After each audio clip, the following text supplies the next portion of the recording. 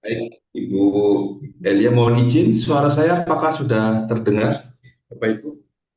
Pak, jelas Bapak. Jelas, Pak, jelas. Baik, sebentar, mohon izin sebentar.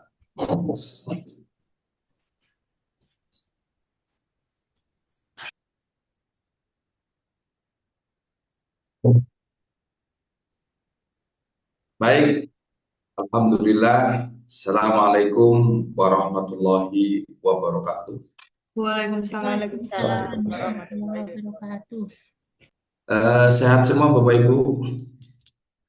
Ini hari terakhir ya. Jadi tadi sudah disampaikan oleh Ibu Elia, izinkan saya Aldo, Yan Aldo Wilyatoro, salah satu fasilitator yang akan menyampaikan sesi, dan saya sudah kita tadi sudah belajar dari unit kompetensi 1, 2, 3, 4 ya. Dan kemudian kurang lebih mungkin sekitar 3 jam ke depan, jadi saya akan menyampaikan sesi materi unit kompetensi yang kelima dan yang keenam. Nah, sebelumnya saya izin bertanya dulu ke rekan-rekan ya, terkait dengan unit, mungkin ada yang bisa cerita unit kompetensi 1, 2, 3, 4 gitu ya. Nanti saya catat sebagai nilai keaktifan. Kalau unit kompetensi 1 apa Bapak Ibu? Menyusun dokumen penerapan SJPH dan kelengkapannya. Nah, apa yang dilakukan seorang penyelia halal, keterampilan apa nih di unit kompetensi 1? Tuh, Apa di situ? Masih ingat Bapak Ibu? Jadi seorang penyelia halal itu kan salah satu tugas utamanya adalah yang bersangkutan pasti akan diminta untuk mengajukan sertifikat halal. Nah, salah satu persyaratan utama dalam sertifikasi halal itu adalah menyusun dokumen manual SCPH.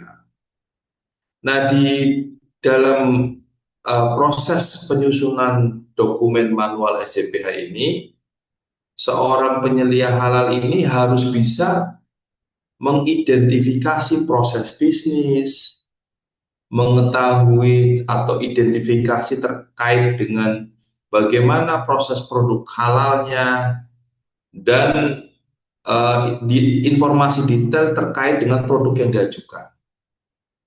Nah, kalau penyelia halal ini sampai salah dalam mengidentifikasi, maka tentu saja manual SJPH-nya jadi salah, pengajuan sertifikat si halalnya juga jadi salah.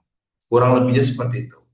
Nah, maka di dalam lembar kerja UK1, Ibu Bapak kan diminta untuk mengisi template ya, template yang berisi tentang informasi pelaku usaha. Kemudian di situ menerangkan 5 kriteria SCPH. Di situ ada beberapa klausula. Salah satunya adalah menggambarkan terkait proses produk halal di masing-masing usaha Bapak Ibu. Dan bukan berarti satu pelaku usaha dengan pelaku usaha itu sama. Tadi mungkin saya mendengar diskusi sebelumnya dengan Pak Sapa yang produknya adalah minyak goreng ya. Itu tentu saja proses produk halalnya akan berbeda ketika rumah makan ataupun produk makanan biasa. Nah, kemampuan penyelia halal di unit kompetensi 1 ini nanti akan sangat menentukan kualitas dari dokumen manual SCPH. Kemudian masuk ke unit kompetensi kedua, apa Bapak Ibu?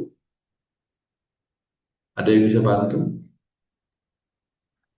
Menyusun daftar bahan, Mengidentifikasikan identifikasi nama daftar bahan. produk. Menyusun daftar bahan. Nah, jadi orang penyelia halal itu harus mampu memiliki kemampuan untuk bisa memilih, menentukan, menyusun prosedur bagaimana menggunakan bahan-bahan yang sesuai dengan standar halal. Jadi kalau dari awal Bapak Ibu nggak bisa memahami terkait mekanisme bahan sesuai dengan standar halal, dia akan repot. Nah, salah satunya adalah Bapak Ibu harus tahu dokumen pendukung bahan apa yang dibolehkan oleh BPJPH. Nah, tentu berbeda antara mungkin makanan ataupun yang non-makanan, tetapi secara umum sama. Jadi Bapak Ibu kemarin sudah diajarkan bagaimana memilih bahan yang sudah bersertifikat halal. Kemudian melakukan validasinya di websitenya BPJPH. Nah, kemudian bagaimana kalau ternyata bahan yang kita gunakan itu belum masuk dalam kewajiban penahapan sertifikat halal. Contohnya penggunaan barang gunaan ataupun bahan-bahan kimia yang ternyata oleh BPJPH itu belum diwajibkan.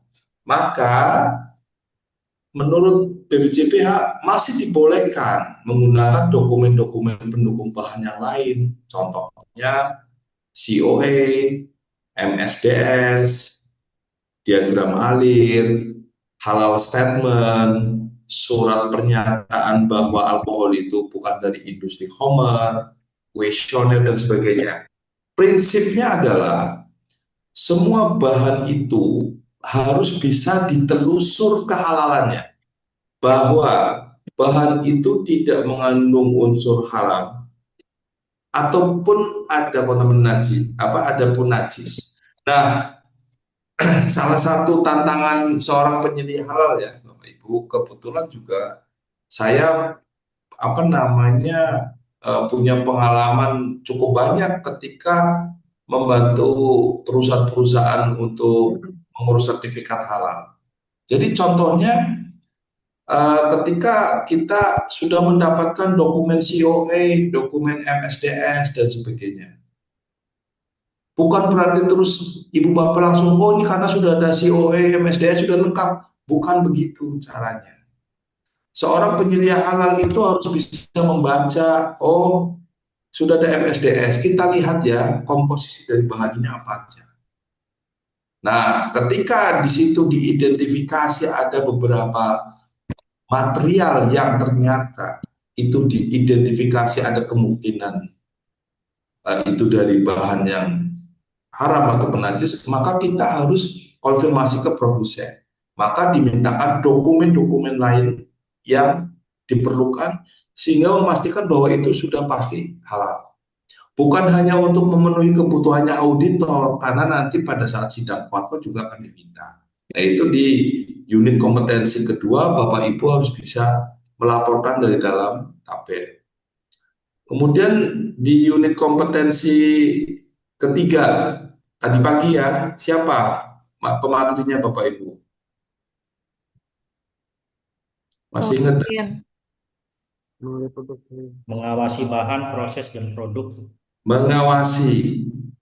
Kemudian di unit kompetensi keempat, tadi oleh Ibu Rahma Yanti ya. Kalau tadi pagi oleh siapa? Mbak Agvin. Bu Agvin. Kemudian, nah apa di poin unit kompetensi ketiga ini apa Bapak Ibu?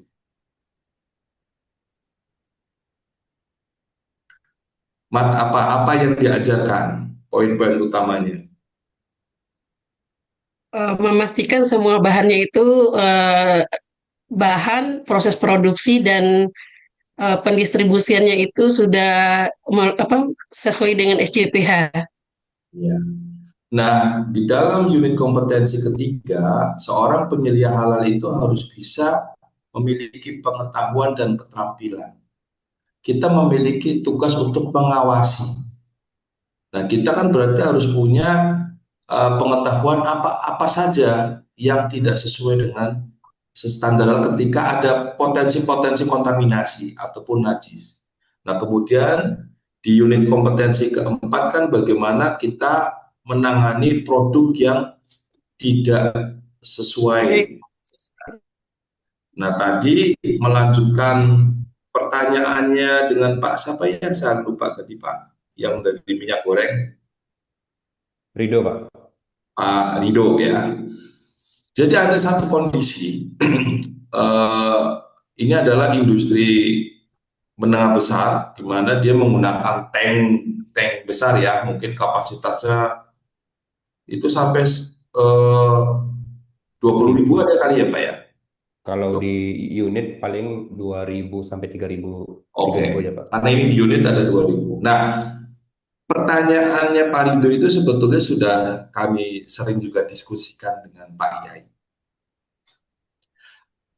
Bagaimana ketika ada penampungan makanan ataupun minyak goreng dalam hal ini ya, tiba-tiba terkena najis. Contoh bangkai hewan, atau bahkan tadi Pak Rido ekstrimnya adalah terjadi satu kecelakaan sehingga manusia itu jatuh. Nah, meskipun ini identifikasinya bukan sebagai mayat ya, kalau mayat beda lagi nih Pak, ya, tetapi ini manusia. Nah, tapi kan ini berarti ada potensi najis. Ada beberapa pendapat Pak. Jadi nanti mungkin izin saya tidak menjelaskan secara detail di sini karena kurang pas ya. Nanti mungkin bisa di-share lah ke Pak Rido. Jadi yang mengatakan bahwa sepanjang yang menimbulkan najis itu bukan cairan, masih bisa Pak ditangani. Tapi kalau misalkan ada orang, kan itu kan minyak goreng Pak, kan, terus sengaja menjadi orang lagi minum atau benda najis yang bentuknya cairan, maka itu tidak bisa ditangani Pak. Ada sebagian pendapat mengatakan begitu. Tetapi kalau najisnya itu masih berupa padat, itu masih bisa ditangani. Ada beberapa metode yang bisa digunakan Pak. Metode yang pertama tentu harus disucikan dengan air yang bersih. Ya. Caranya bagaimana? Ada standar minimal air yang dimasukkan. Ibaratnya yang pertama harus dipastikan bahwa benda najis itu sudah diambil secara penuh ya. Itu yang pertama. Yang kedua, atas benda najis yang diambil itu betul-betul tidak meninggalkan bau, rasa, kemudian bentuk yang berubah. Jadi maksudnya ketika itu ternyata sudah merubah tekstur, bentuk dan sebagainya, maka itu ya. Tetapi kalau itu diambil, misalkan badan manusia kan ya segitu itu kan Pak, diambil dan kondisinya itu ternyata tidak menimbulkan bau, perubahan warna dan sebagainya, diangkat. Nah itu bisa dibersihkan dengan air. Caranya bagaimana? Memasukkan air Pak sebesar yang dibutuhkan. Nah, tetapi memang metode ini selanjutnya air ini akan diambil Pak, karena kan minyak itu pisah ya. Kan air dan minyak goreng ini tidak menyatu ya. Nah, nanti air ini akan diambil Pak. Nah, kembalilah minyak goreng itu bisa disucikan. Cuma yang harus dipahami adalah ada juga pendapat yang lain yang mengatakan bahwa wah ini kalau udah ini harus kontaminasi, harus digunakan untuk penggunaan yang lain. Tetapi yang harus dipastikan adalah bahwa perusahaan itu kan berarti dia harus punya parameter yang jelas. Bagaimana kontaminasi ini bisa diselamatkan atau tidak, bahasanya begitu. Perubahan warna, perubahan bentuk, perubahan bau dan sebagainya itu apakah ini masih sesuai bisa penggunaannya, karena kan ada aspek halal, ada aspek tohib ya Pak. Itu. Nah, kemudian bagaimana dengan tadi pada satu alat terjadi satu kecelakaan kerja sehingga darah itu mohon maaf masuk kemana-mana. Nah tadi Pak, kalau berupa cairan gitu ya, Ya, darah kan cair ya Pak ya. Itu memang mau nggak mau ya berarti harus dipisahkan gitu, udah nggak bisa apa-apa. Tapi kalau masih padat kan itu masih bisa diamankan. Karena kalau cairan ketemu cairan, dia sudah selesai. Nah, tetapi prinsipnya adalah masih dimungkinkan Pak. Nah, nanti mungkin secara detail izin nanti Bapak boleh kita komunikasi lah ya. Karena ini kan case yang menarik juga. Iya. Saya sendiri salah satu yang senang dengan menyusun prosedur-prosedur Pak. Kalau di dalam ini nanti bolehlah disusun sedemikian rupa dan nanti kita tanyakan ke Pak Yai secara langsung apakah prosedur ini itu dibolehkan Pak Yai. Boleh, Nah, itu siap, nanti boleh siap, Pak. di luar ini ya.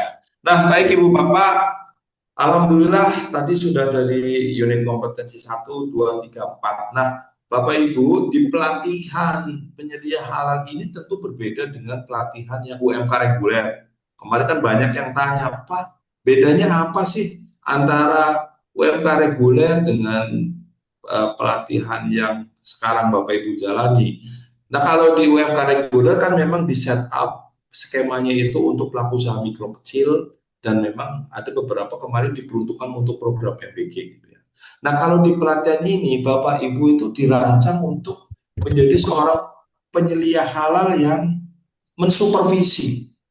Jadi mampu mengembangkan satu sistem ya, artinya bukan cuma hanya untuk makanan minuman, tetapi pengetahuannya akan lebih luas.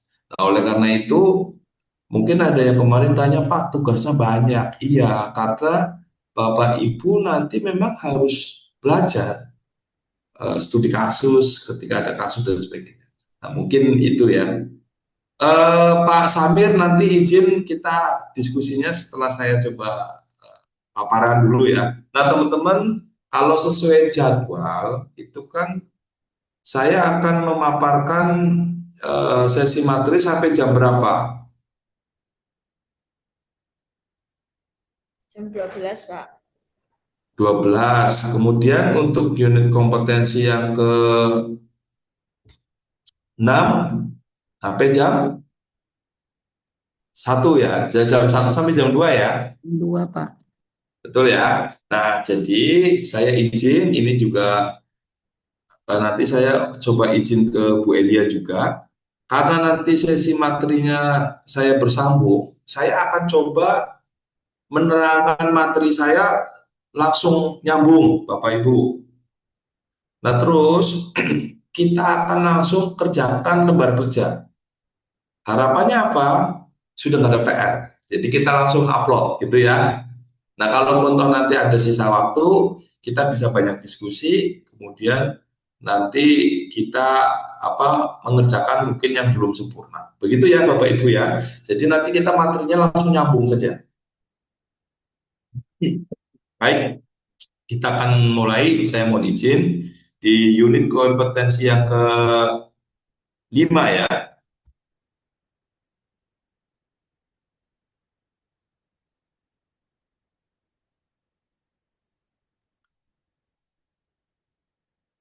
Di pagi hari ini saya minta yang sudah mulai ngantuk boleh mulai bikin kopi ya Bapak Ibu.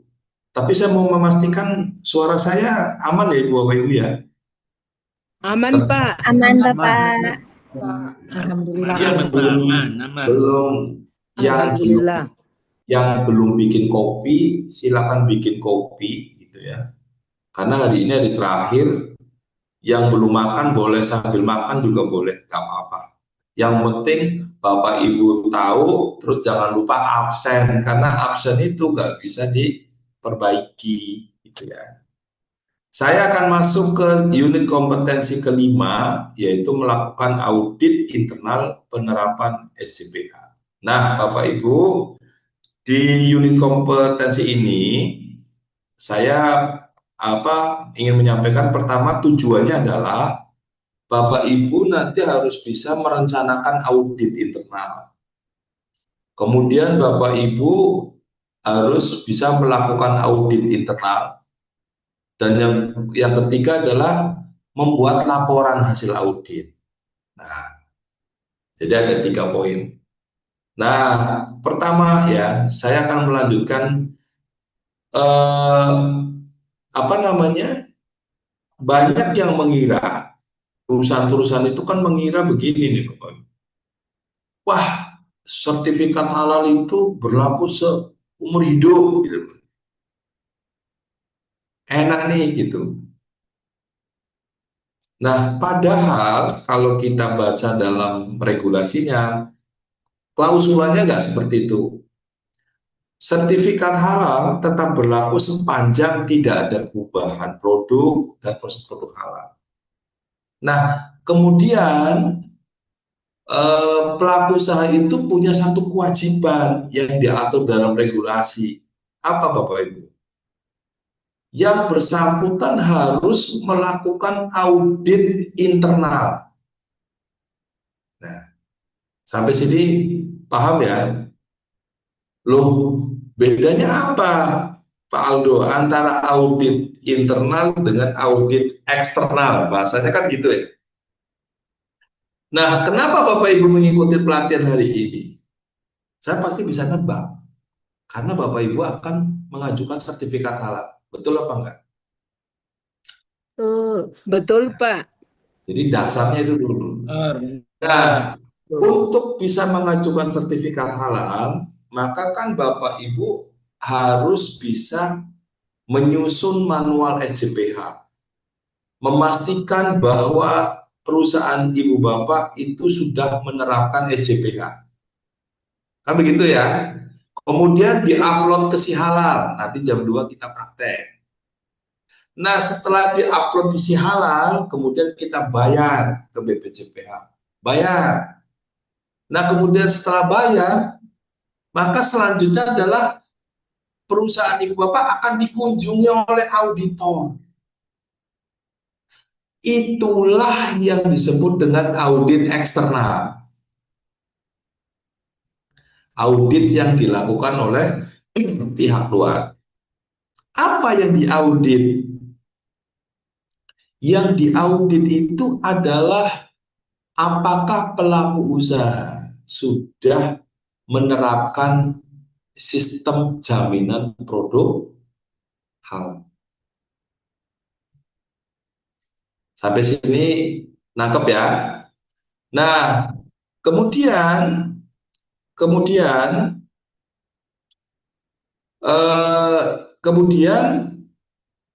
setelah auditor datang, kan dia akan punya checklist nih Bapak Ibu. Checklistnya berdasarkan apa? 5 kriteria SJPH. Masih ingat nggak nih Bapak Ibu? Masih, Pak. Masih ya. Jadi 5 kriteria ini mulai dari kriteria pertama, ada komitmen dan tanggung jawab. Apa saja yang harus dilakukan oleh pelaku usaha? Mulai dari ada kebijakan halal, membentuk tim manajemen halal, terus kemudian ada penyelia halal. Nah, kemudian ada kriteria kedua, bahan, memastikan bahwa bahannya sesuai dengan standar halal.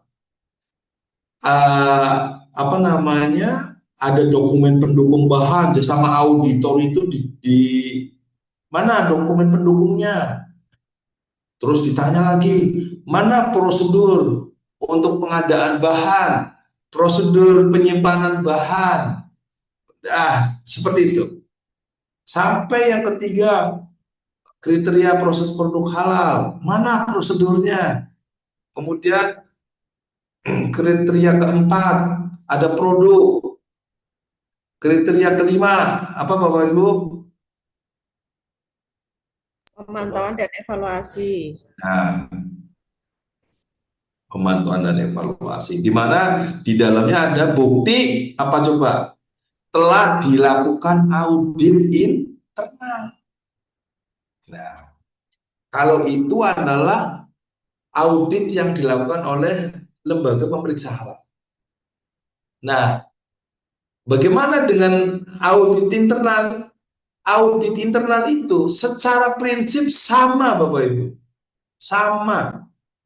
isinya sama, standarnya sama, SJPH, 5 kriteria. Hanya saja yang membedakan, kalau audit pada saat eksternal itu dilakukan oleh auditor LPH, sedangkan ini dilakukan oleh ibu bapak sebagai penyelia halal. Sampai sini udah nangkep ya? Nah, nanti bukti dari bahwa ibu bapak telah melakukan audit internal,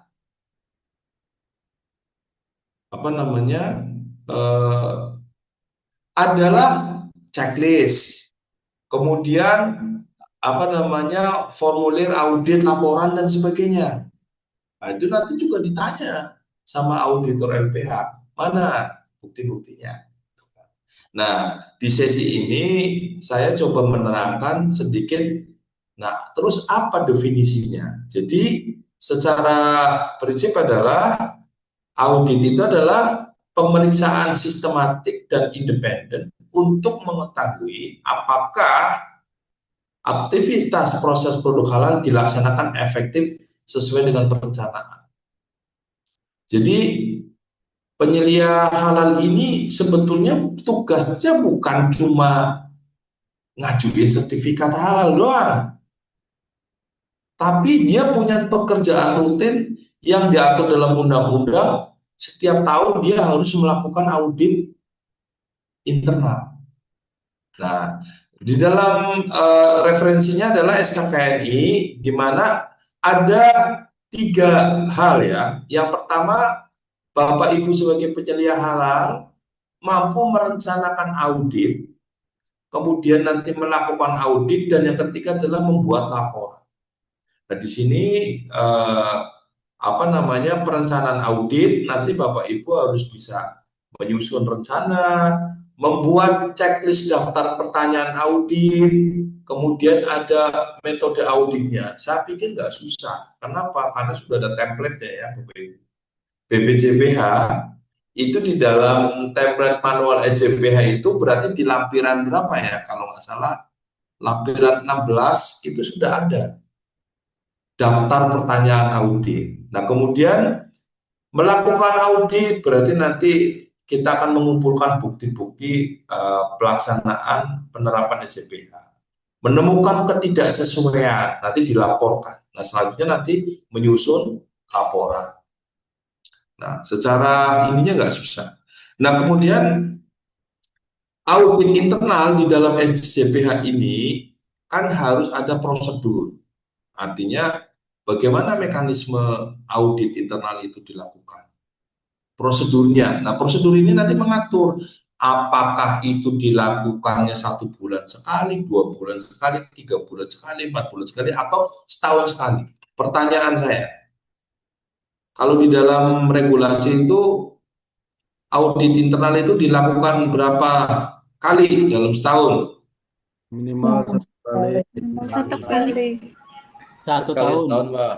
Paling sedikit 1 kali dalam setahun. Berarti kalau 1 bulan 10 kali boleh nggak, Bu? Boleh. Boleh. Kalau punya waktu. Bukan kalau punya waktu, kalau karyawannya dablek gitu loh. Jadi kalau di kantor itu berantakan sekali, ya udah setiap minggu audit aja terus. Karena biasanya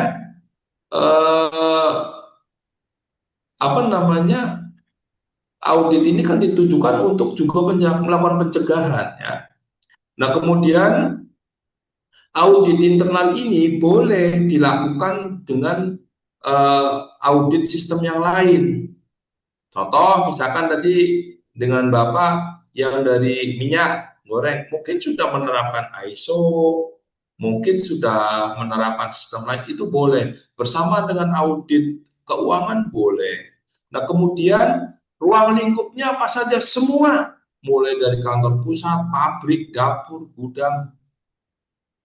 Kenapa kok penyelia halal itu di dalam hierarki tim manajemen halal itu langsung bertanggung jawab kepada pimpinan pusat? Karena nanti dalam praktek audit itu akan ditemui banyak resistensi, Bu. Anda penyelia halal, harus mengaudit salah satu divisi yang mungkin secara jenjang kepangkatan lebih tinggi dari Anda. Repot nggak itu kira-kira? Oleh karena itu, Anda harus langsung di bawah pimpinan tertingginya. Karena berarti mau Anda pangkatnya lebih tinggi, kalau ada pelanggaran ya kena, gitu kan. Nah, kemudian hasil laporannya nanti diserahkan kepada BPJPH. Nah, kemudian prosedur audit internal tentu tujuannya adalah sebagai acuan, jadi memudahkan juga, kemudian memastikan kompetensi auditornya juga, memilih dan mengidentifikasi tim audit internal. Kalau skupnya besar kan tentu auditornya tidak cukup satu, bisa jadi lebih dari satu. Nah, tujuannya untuk apa? Apakah ada kesesuaian atau ketidaksesuaian?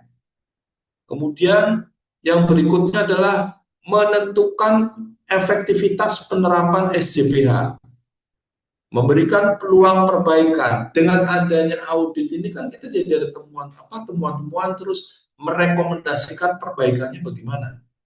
Nah, yang paling penting juga adalah memenuhi persyaratan SJPH. Ini harus ya, yang kemudian nanti didaftarkan ke BPJ ke si halalnya ya. Nah, kemudian verifikasi internalnya. Jadi standar yang dipakai adalah 5 kriteria SJPH. Nah, Bapak Ibu, kan banyak pertanyaan ya. Bapak Ibu kan banyak pertanyaan begini, Pak, kira-kira kalau kita mau mengajukan sertifikat halal itu apa sih yang ditanyakan sama auditor? Kan begitu. Ada yang nggak tidur semalaman karena, Pak, besok mau diaudit, Pak, besok mau diaudit. Terus, Pak, saya minggu ini nggak bisa apa-apa nih, Pak, karena udah padat mau ada audit. Kalau di halal itu, Ibu Bapak, kenapa harus serumit itu? Jadi, saya kasih tips ya Bapak Ibu ya. Apa yang akan ditanyakan oleh auditor halal itu plek jiplek kalau bahasa Jawanya. Saya nggak tahu kalau bahasa Sulawesinya apa itu. Kalau bahasa jadi sama persis dengan apa yang Bapak Ibu lakukan pada saat audit internal. Karena standar yang dipakai sama, namanya SJPH. Kriterianya sama. Jadi komitmen dan tanggung jawab, apa yang harus dipersiapkan, apa yang akan ditanyakan. Bahkan pertanyaannya juga kurang lebih sama. Nah, cuma skemanya bisa jadi beda-beda. Maksudnya apa nih, Pak Aldo? Jadi, kalau Anda adalah pelaku usaha restoran, makanan, dan sebagainya, kurang lebih sama. Tapi kalau Anda ternyata rumah potong unggas, maka bisa jadi checklist pertanyaannya berbeda. Karena acuan yang dipakai oleh unggas itu adalah Kepkaba nomor 77. Kemudian, Pak, kalau saya usahanya jasa pendistribusian, nah itu mungkin juga berbeda. Skema pertanyaannya berbeda, tapi kriterianya sama, kurang lebih sama. Jadi bahasanya saya, nggak, Bapak Ibu kenapa harus repot-repot nggak tidur karena besok ada audit? Ngapain? Kan semuanya sama, standar pertanyaannya dan sebagainya. Nah, kemudian verifikasi 3 kriteria mulai dari bahan, proses produk halal, produk saya pikir juga sama, nggak ada susah, nggak ada bedanya. Nah, kemudian peran penyelia halal. Nah, Anda sebagai penyelia halal itu nanti akan menjadi ketua tim internal audit atau juga bisa jadi anggota sesuai dengan penugasan. Tetapi secara prinsip ketika Bapak Ibu akan mengajak teman-teman lain untuk ikut bergabung menjadi tim, maka harus disesuaikan dengan pengetahuannya, ruang lingkupnya, kecakapan auditnya. Jadi kalau dia diberikan tugas melakukan audit internal, tapi ternyata, Pak, saya nggak enak kalau ikut audit, nanti aku nanya-nanya sama manajer itu jadi ribut dah. Kalau dia udah ngomong begitu, dia nggak layak untuk jadi auditor. Karena kalau menjadi auditor kan dia harus punya kemampuan komunikasi yang bagus. Terus dia harus bisa bersikap independen, Bapak Ibu. Nah, kemudian secara umum ada beberapa cycle ya. Ini kan cycle audit. Jadi Bapak Ibu tentu harus bisa menyusun programnya. Kemudian mempersiapkan, setelah mempersiapkan, kemudian nanti melakukan audit, membuat laporan, kemudian dianalisa apakah audit ini telah memenuhi dan sebagainya. Nah, persiapan ketika nanti akan audit, kalau site-nya cuma satu nggak ada masalah. Tetapi mungkin kalau site-nya lebih dari satu, maka ini lebih kompleks. Yang pertama tentu auditor harus mempersiapkan diri ya. Dia harus tahu betul apa-apa saja sih yang dibutuhkan ketika akan mengaudit, ruang lingkupnya apa, dia harus mengetahui betul ruang lingkup auditnya bagaimana, persiapan dan sebagainya. Kemudian dia nanti menyusun jadwal. Nah, kemudian menyusun jadwal, membuat konfirmasi audit, checklist audit, kemudian pelaksanaan, dan nanti sampai dengan setelah itu kan baru nanti akan ada laporannya. Nah, kesiapan auditor. Nah, ini sebetulnya yang saya sebut agak ini ya Bapak Ibu. Jadi agak khawatirnya kenapa begini?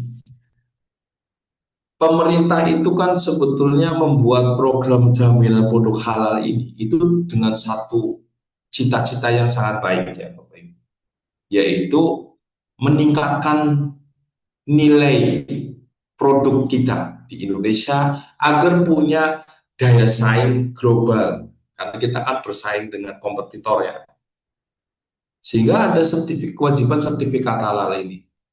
Tetapi saya mohon maaf nih Bapak Ibu, saya seringkali menjumpai banyak teman-teman kita di penyelia halal menganggap bahwa audit internal ini hanya formalitas.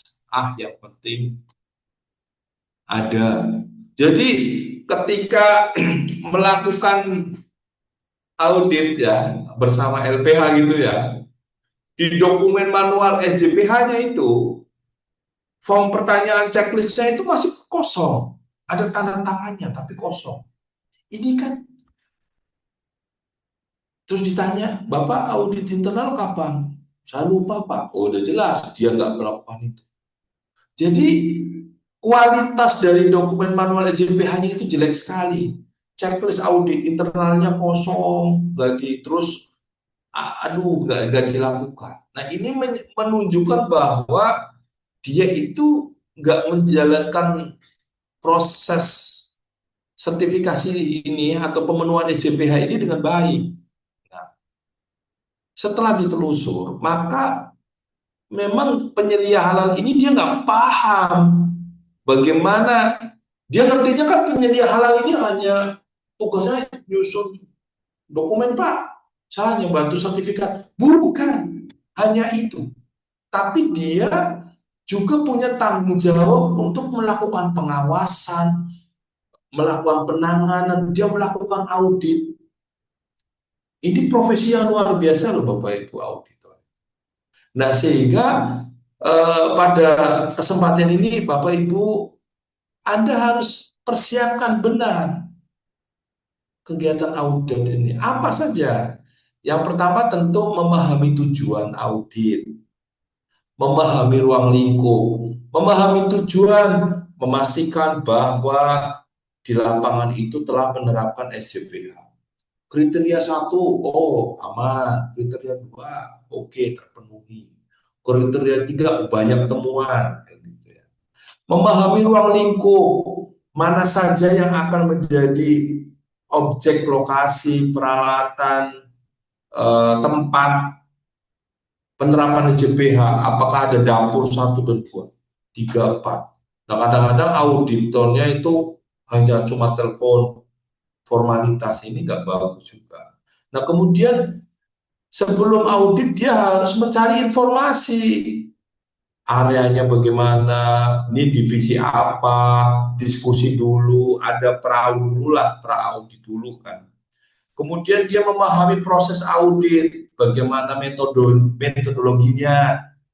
Kemudian dia membuat rencana, mulai dari jadwal dan sebagainya. Kemudian yang terakhir adalah menyusun laporan. Ini adalah persiapan auditor, bukan cuma formalitas. Jadi ketika Bapak Ibu pernah menjadi seorang penyelia halal, itu sebetulnya portofolio kompetensinya luar biasa. Mungkin pada satu wawancara, apa saja pengalaman Bapak Ibu? Saya pernah menjadi seorang penyelia halal. Apa yang dilakukan seorang penyelia halal? Kami bertanggung jawab langsung kepada CEO, gitu kan. Memastikan bahwa seluruh rangkaian proses itu telah sesuai dengan standar. Saya melakukan audit internal.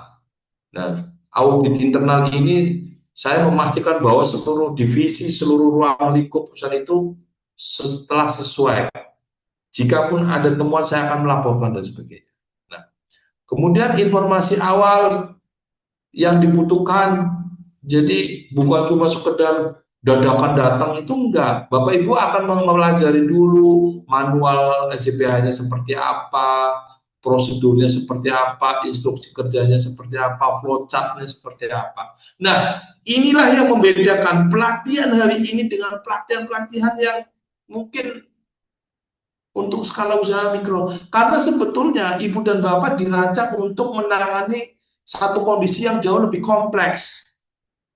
Kalaupun ada yang bilang, Pak Aldo, ngapain saya harus membuat checklist audit yang kompleks, padahal saya itu hanya mendampingi usaha mikro yang diajak karyawannya cuma satu.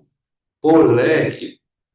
Tetapi di pelatihan ini ada dirancang untuk menjadi seorang memang auditor juga. Auditor internal yang memang memahami satu hal yang kompleks. Mungkin tadi Bapak Ibu ada yang bertanya, masa iya sih ada orang yang kecelakaan kerja jatuh ke dalam bahan kita? Mungkin Bapak Ibu akan mengabaikan itu. Tetapi pertanyaannya Bapak tadi itu bagus banget.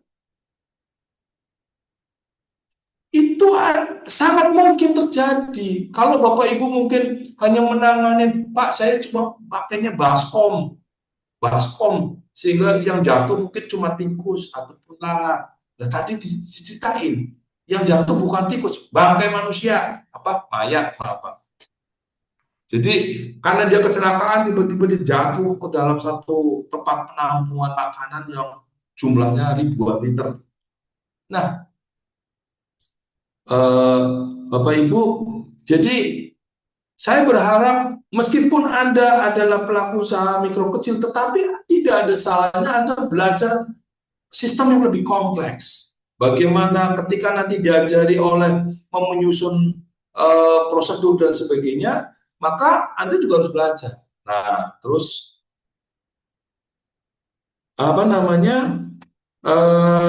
Bapak Ibu, karena Anda adalah seorang penyedia halal, bayangkan loh ya Bapak Ibu, profesi Anda itu dilindungi undang-undang, gak main-main.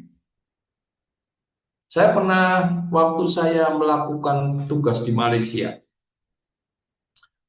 saya menarik ya memang ya. Jadi waktu tugas di Malaysia itu, saya kan diskusi juga dengan penyelia halal dari Malaysia.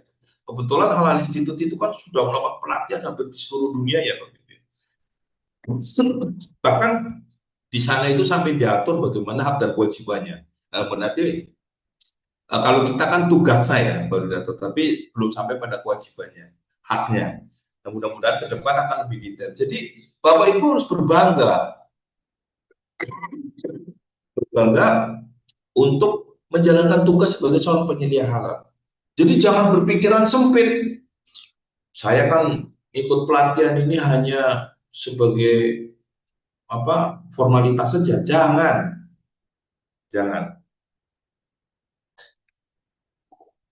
Nah, tugas seorang ketua tentu menetapkan program ya. Mohon izin sebentar.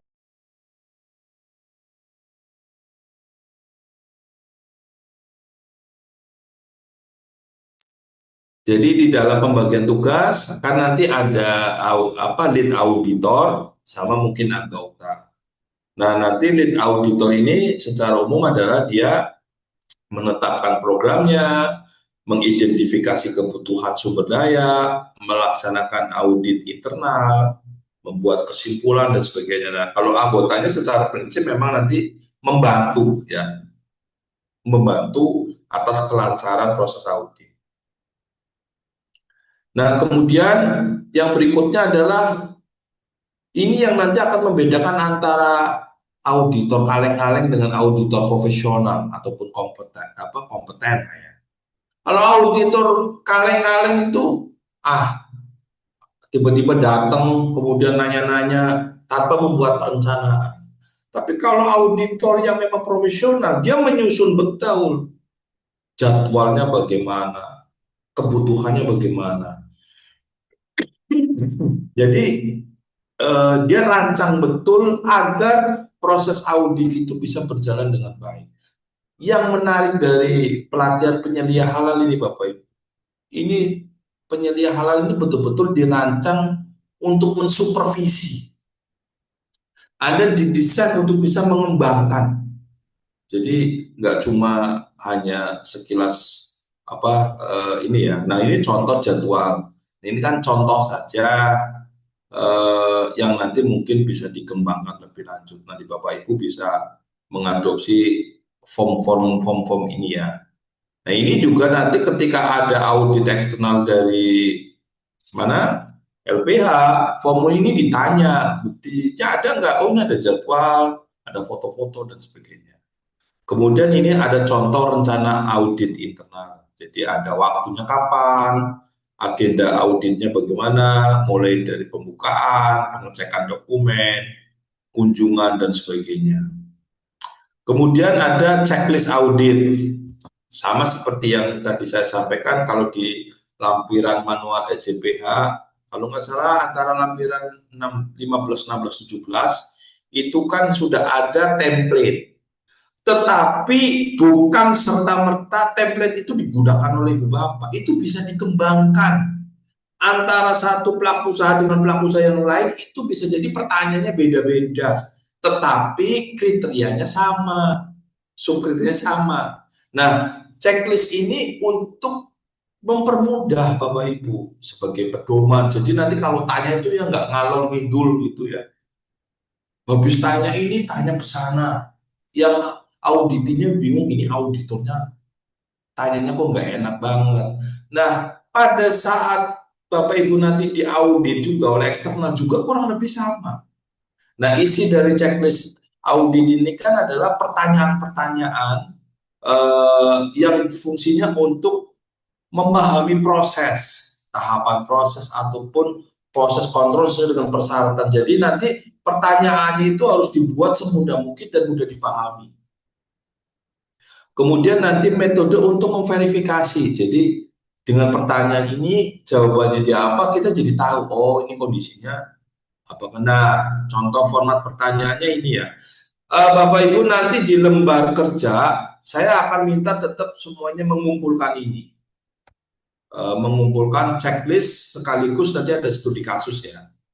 Kemudian setelah persiapan audit selesai, selanjutnya adalah dilaksanakan audit.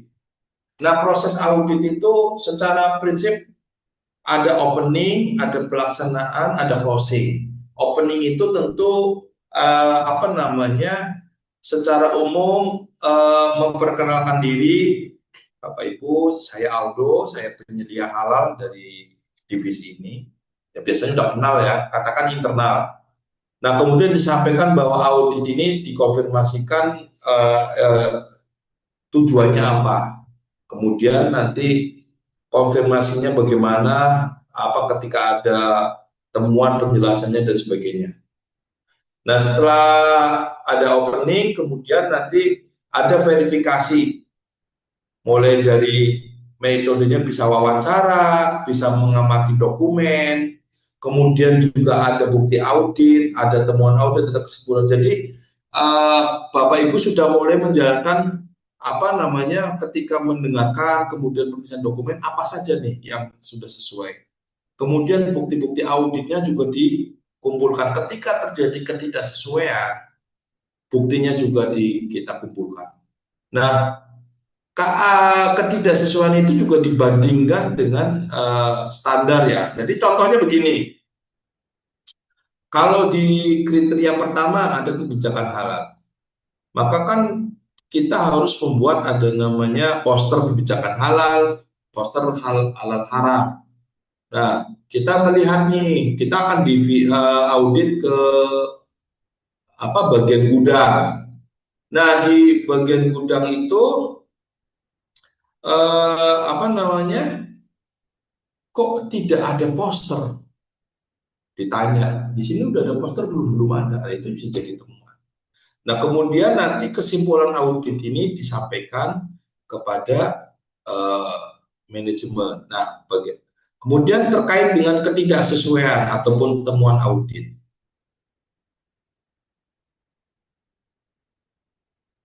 Oke, nanti beberapa pertanyaan nanti kita gabungkan aja ya. Jadi ketidaksesuaian terhadap standar, kriteria atau klausula sistem. Jadi kita harus jelaskan ketidaksesuaian itu berdasarkan standar apa, pembandingnya apa. Terus kemudian ada dokumentasinya, kemudian ada aspek-aspek dari operasi yang cenderung mengarah kepada ketidaksesuaian. Nah, kemudian bagaimana kalau jumlahnya banyak? Nah, kita bisa ada beberapa metode ya. Yang pertama adalah random. Kalau ternyata ininya sama ya.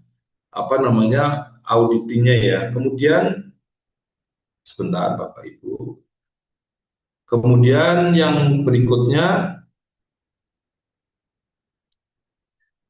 kalau tertarget artinya ada satu isu tertentu, statistical menggunakan metode statistik yang tertentu. Tetapi memang kalau dalam halal tidak terlalu ini ya, tidak jarang digunakan. Ataupun menggunakan persentase. Tapi secara umum, kalau di audit internal ini kan sebetulnya secara lokasi dan sebagainya itu juga nggak terlalu besar ya. Nah, kemudian pada kesempatan ini saya ingin menyampaikan juga pola interaksinya. Jadi teman-teman kan nanti akan menjadi auditor. Teman-teman akan menyampaikan temuan-temuan, kemudian ditanyakan dulu, dikonfirmasikan ke auditi. Nah, kemudian auditi akan menyanggah, mengkonfirmasi, kalau ini sudah ada, maka kalau memang sudah ada, maka nanti sama-sama disetujui. Artinya ada persamaan kesepakatan bahwa ini tidak menjadi temuan. Nah, kemudian setelah itu kita verifikasi atau rekomendasi ataupun tindakan-tindakan. Kalau memang ternyata itu sudah bisa dipenuhi, maka ketidaksesuaian ataupun NC-nya itu dianggap close atau selesai. Nah, jadi Bapak Ibu sudah hadir untuk melakukan audit. Ini ada temuan ini, udah dipenuhi, close. Nah, setelah pelaksanaan audit, barulah nanti Bapak Ibu harus membuat laporan audit. Laporan audit ini adalah Bapak Ibu nanti harus poin-poinnya adalah harus ada bukti-bukti yang dilampirkan. Kemudian bahwa bukti-bukti harus menjamin persyaratan tindakan perbaikan dapat ditetapkan. Artinya rekomendasi perbaikan-perbaikan itu bisa dilaksanakan, dipenuhi. Kemudian menjamin dapat dilakukan tindak lanjut terhadap temuan audit. Nah, Bapak Ibu, secara umum teknik dalam mencatat laporan audit kan kita mengenalnya dengan istilah PLOR ya. Dari mulai harus dijelaskan problem, P yang pertama problem, apa yang ditemukan, kemudian location, di mana, kemudian ada objektif, buktinya apa, terus kemudian ada reference, apa yang menjadi standar, mengapa dianggap sebagai ketidaksesuaian. Nah, contohnya misalkan standar yang dipakai adalah SJPH. Ya. Nah, kemudian setelah membuat laporan, kita sudah mencantumkan laporan sebagainya, maka yang terakhir ada closing meeting, kita menyampaikan dan mendiskusikan hasil audit secara detail, memberikan waktu kepada auditi untuk memberikan sanggahan atas temuan ini bagaimana. Jika sepakat, maka auditor akan meminta persetujuan auditi dan laporan auditor internal, audit internal disampaikan ke pihak yang bertanggung jawab. Nah, Bapak Ibu, ini adalah contoh tabel laporan audit dan tindak lanjut hasil audit internal. Ini tabelnya nanti kita akan kerjakan bareng-bareng ya Bapak Ibu. Jadi nanti ini tabel ini bisa disesuaikan dengan kebutuhan, ini hanya contoh.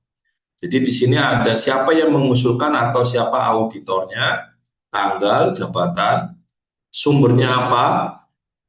Jadi sumbernya adalah audit internal untuk persyaratan SJPH, problemnya apa, buktinya apa, lokasinya apa, referensinya apa, dibuat, dan sebagainya. Nah, saya pikir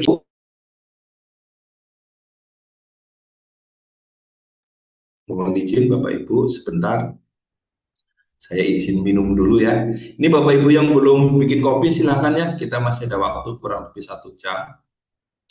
Terus saya akan coba nanti kita mengerjakan lembar kerja, tapi juga sekaligus saya akan menyampaikan sesi materi untuk sesi unit kompetensi yang terakhir ya. Nah, baru kita nanti mengerjakan tugas. Sebentar Bapak Ibu.